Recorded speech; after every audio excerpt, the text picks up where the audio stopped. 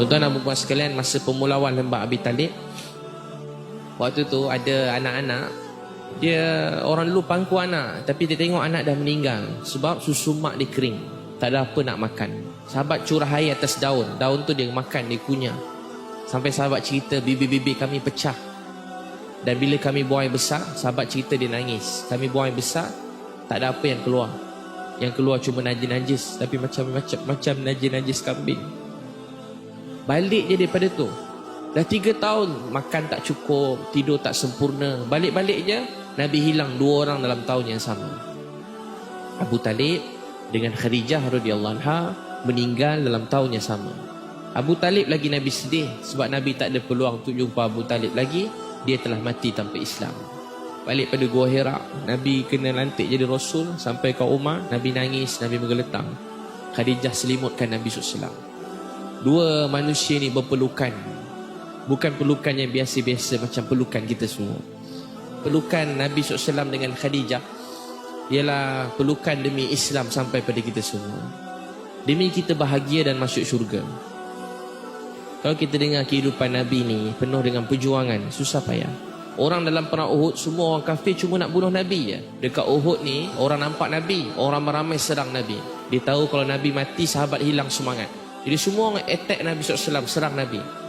Sampai tak berhenti orang datang kat Nabi. Tahu tak Nabi kata apa?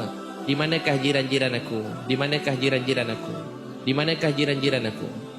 Sahabat datang, sahabat demi sahabat datang. Semua datang mati syahid, datang mati syahid, datang mati syahid. Last kali orang dapat Nabi.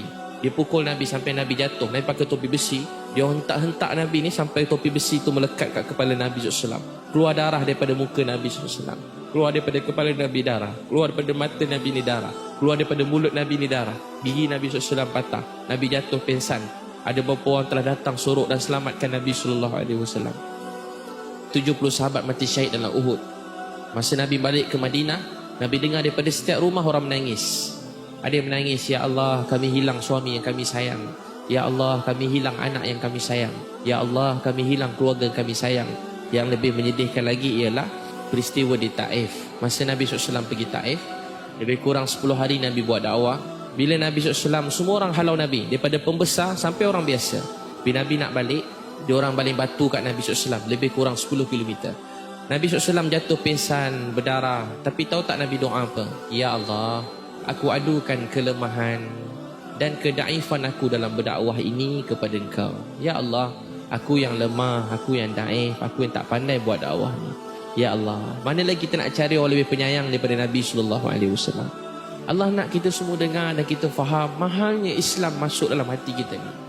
Cuba tuan-puan ingat mak ayah kita, kebanyakannya semua Islam. Ingat anak-anak kita, semuanya kebanyakan Islam. Ingat isteri, suami kita Islam. Kenapa kita masih tak bersyukur dalam hidup kita? Kenapa kita tidak hargai agama ini? Macam mana anak-anak kita sekarang ni? Anak-anak kita pernah tak dengar kita nangis untuk agama ni? Kat mana tangisan orang Islam hari ini? Menangis bergaduh sebab dunia, sebab wanita, sebab lelaki. Menangis sebab benda-benda yang tak apa-apa. Tuan-tuan dan puan sekalian, ada seorang sahabat nama Jabir bin Abdullah radhiyallahu anhu. Dalam Asbabun Nuzul, Jabir bin Abdullah ni, dia adik-beradik ramai. Yang lain perempuan, dia seorang lelaki. Dia dengan bapak dia rapat, Abdullah bin Haram Al-Ansari radhiyallahu anhu. Tuan-tuan dan puan sekalian, tiba-tiba bapak dia nak pergi berjuang perang Uhud. Dia nangis-nangis nak ikut. Dia kata, ayah saya nak ikut, ayah sama-sama berjuang. Ayah dia kata, tak boleh. Dalam rumah ni dah tak ada lelaki yang lain melainkan kamu. Bapak ada hutang dengan Yahudi. Kalau tak bayar hutang, kalau tak ada orang lelaki, esok kakak, adik, perempuan kau semua kena jual. Kau sanggup tengok? Jabir nangis. Tapi kalau ayah tak pergi, siapa lagi nak berjuang? Dia pergi. Bapak dia pergi, Jabir tengok bapak dia pergi sambil nangis. Lepas perang Uhud, antara orang yang pertama sampai kat medan Uhud, yang bukan ahli Uhud, ialah Jabir bin Abdullah radhiyallahu anhu. Dia berlari cari bapak dia. Dia tengok-tengok sorang-sorang, tak nampak bapak dia. Dia tahu bapak dia nak mati syahid. Dia pergi dekat satu tempat, orang kata tu bapak dia. Dia pergi kat bapak dia, tapi orang halang dia. Nabi telah isytiharkan, mana-mana ahli keluarga, kalau boleh jangan tengok mayat keluarga mereka. Nabi halang orang, adik-beradik Hamzah, makcik Nabi jangan tengok Hamzah. Tiba-tiba Jabir sampai juga, dia tengok mayat bapak dia. Mayat bapak dia dah hancur. Dia tengok je bapak dia, dia terus menangis tak berhenti.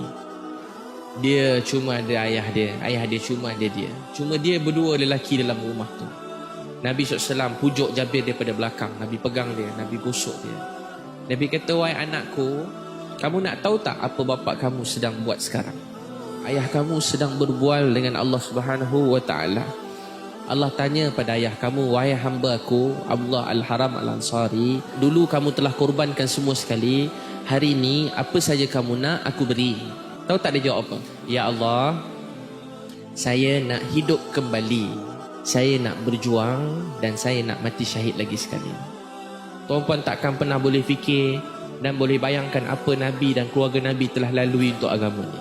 Tuan-puan fikirlah macam mana pun, bayanglah macam mana pun, kita takkan dapat merasai apa yang telah mereka lalui.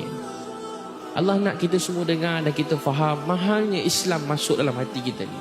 Pernah sekali Abdullah Rawahah radhiyallahu anhu, dia tengah nangis suatu malam. Isteri dia tanya, abang kenapa menangis?